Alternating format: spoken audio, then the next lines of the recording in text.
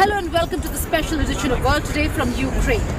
Ukraine is at war with Russia. In the next half hour, we'll talk about the diplomatic angle of the Ukraine-Russia war, as also real voices from battle zone Ukraine and the humanitarian aspect of all this, the cost of a war. Joining me in this exclusive conversation is Vladimir Klitschko. He is the brother of Mayor of Kyiv, Vitaly Klitschko. Negotiations underway, talks are on, but the advancement of the Russian forces continues, Russian aggression continues, and the encirclement of Kyiv is almost nearing a pace where they could enter any time. What's the ground situation? Whatever Russia is claiming, for instance, Foreign Minister Lavrov at the first meeting with the Ukrainians publicly said that Russia is not interested of attacking any country and never attacked Ukraine. That was a lie. Russia is saying that they're fighting against Nazis. We have president of the country with Jewish roots. So it's a lie. They're trying to say that they're saving the Russian world in Ukraine. They are Ukrainians with Russian roots. Half of my blood is Russian. And we're not welcoming any army, any military boots and equipment on our soil. Our sovereignty and sovereignty of our borders and international law has been broken by Russia. And that's why Russian propaganda is confirming and saying that Ukraine is just the beginning. So there are other countries as well as in danger as Ukraine. So we've seen that Russia has chosen its battleground as Ukraine. It's not the border. So what's the strategic and military plan, if any, to fight Russia? We will take care of ourselves. We need military aid and equipment to defend ourselves. Ukraine is the most peaceful nation in all the years. We never attacked anyone, and we will defend ourselves. We need military aid. We will take care of ourselves. And what our partners and allies, and this is most of the world, needs to sanction Russia, isolate economically Russia, because every cent that Russia is getting are used to buy more weapons, more rockets, more bullets to kill us Ukrainians. And I'm afraid to say we are not just one nation that are going to be destroyed like we are now. There are going to be other countries if this war is not going to be stopped. Is this a betrayal by NATO, particularly the United States of America, for not really intervening militarily, even if that means escalation, while they see and are silent spectators and Ukrainians are dying at the hands of Russians? Listen, there is international law. There is NATO. Ukraine was not NATO. NATO cannot get on the Ukrainian soil. There is a law that has been broken. International law has been broken. I repeat it one more time. After Second World War and after Ukraine gave up nukes, nuclear weapons, for sovereignty of our borders, we gave up nuclear weapons for sovereignty of our borders. We did it. We signed the contract, including Russia and other countries. This law, international law, broke by the attack of Russian army, the Ukrainian. And this is going to have consequences, and it will happen. But first and mostly important, we're not going to get into further discussion with NATO and everything else. We need to stop. We must stop this war. I'm saying the world must watching what is happening now and actively, not passively watching, but actively stopping and helping us to stop Russian army, stop the invasion, and get the heck out of our land. What, according to you, sir, does Russia want? Does it want to annex Ukraine, or does it want a regime change, that President Zelensky's government should be toppled? What's the end game for President Putin? Russia wants to go back to USSR and make Ukrainian be part of it, as Belarus is. I guess, that's what the imperialism is doing. That's what it is. And one more time, whatever Russia wants, listen, Russia and Russians, there's like different stories, because the propaganda that is going on in Russia is accusing Ukraine. There has been an air raid alert here in Lviv, and that's the reason why you'll see a lot of people out in the open. They've come here. There is a bomb shelter right across in the Lviv forum, and so they're all waiting over here. There's a long queue. A lot of people have gone in. A lot of people still waiting outside, since there were 3 sirens that were sounded out, and right now a lot of people waiting to see what's really going to happen. A lot of people have experienced these air raid sirens. I have a couple over here who are from Kyiv and have moved to Lviv only to be in safety, but there are air raids over here as well. Are you all here because of the air raid siren? Yes, maybe 20 minutes ago we heard yes, Sorana, and go out to... For how long do you stay out? 1 hour or 20? No, 20 minutes. About 20 minutes. No. The quiet, soothing sound of the Irpin River was completely disturbed and destroyed with the Russian missile attack that destroyed the bridge. There was a time when this bridge was used for people to cross over easily. Today, a destroyed, damaged bridge. And under the bridge, people running to safety. My name is Victoria. This is my daughter Jane. Okay. This is my friend Anya, and we lived in Irpin, and we live on the other side of Irpin. In the there are the war. Okay. Did you see anything? What did you see? We see a lot of war techniques, a lot of tanks, a lot of army, and a lot of foreign. Are they Ukrainian or Russian? No, it's not Ukrainian people. It's not Ukrainian. It's Russian people, and we go through these people here, and the Ukrainian car stopped and pick up in the car and bring here and across the bridge. Yes. Then you came walking. These people help us to survive. You're only carrying a small bag. Yes, is that all that you're carrying? For us to, yes, it's all. To survive for Yes. Do you think you'll be able we have 2 cats. Oh, and they have 2 cats too. Okay, so it's nobody leaves their pets behind. Yes, They just nobody leaves nobody leaves. Oh my God. Our kids, small cats. It's only 11 months. Okay. And we took together with us. Okay. Ukrainians' indomitable spirit is capturing hearts across the world.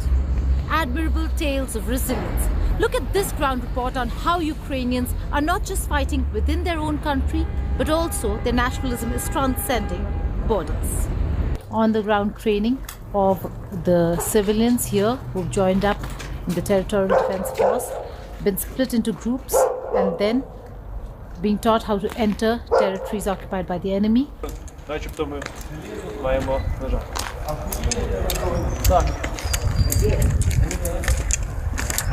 2 групи готові. Розділились на четвірки, стали в бойову позицію. How's the deployment? How does the deployment take place? Справа в тому, що у нас є безпосередні блокпости неподалік від нашого тренувального загону. Вони туди вже люди виходять буквально з першого дня. Ми як заїхали сюди вперше, то одразу стали і почали нести службу. Around the training base there are some points on which guys are already working. As soon as they are ready After they're finishing all the levels of the trainings, they're going on the frozen red block posts. The best of them are coming together and going on some missions. Okay, so the best of them go for missions and others are sent to checkpoints. Hide behind bushes, buildings, whatever they can find and move. Ensure that they have all eyes around. That's why you see one person who always has his back to the team, and the one leading then leads them to the to where they have to go. So they're being trained in how to encircle the enemy from various places and then attack, launch their attack. A very significant and important training, because these very young people from the community, young, old from the community, are going to be sent to various checkposts, and should there be infiltration by the Russians, this is the tactic that they have to employ to ensure that they encircle the enemy and take them down. All the women over here are training. Is the training difficult? Is it difficult, the training? No, it's okay. Yeah? Do you train outside in the cold as well? Yes. A very, very specific message about how an undeterred women's army over here, not going to give up, are looking at a win.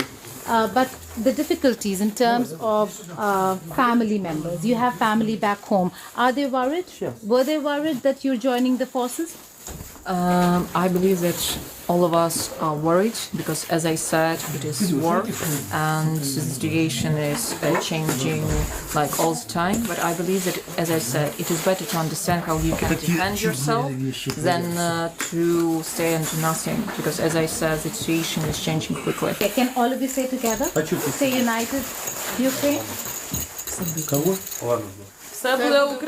The old library here at the Lviv city center. And today, all resources of Ukraine, all resources of Lviv have been mobilized. People over here have gathered to ensure they extend their support, not just with the kind of stuff that I'll show you they're making, but also with the messaging. Over here, people sending out cutouts of strong messages. Let's just go to this lady over here. Hello, ma'am. What is this messaging? What are you doing here? What is this place? I want to send my message, heroes in Ukrainian front, turn to home with victory. Yes. So this is the library.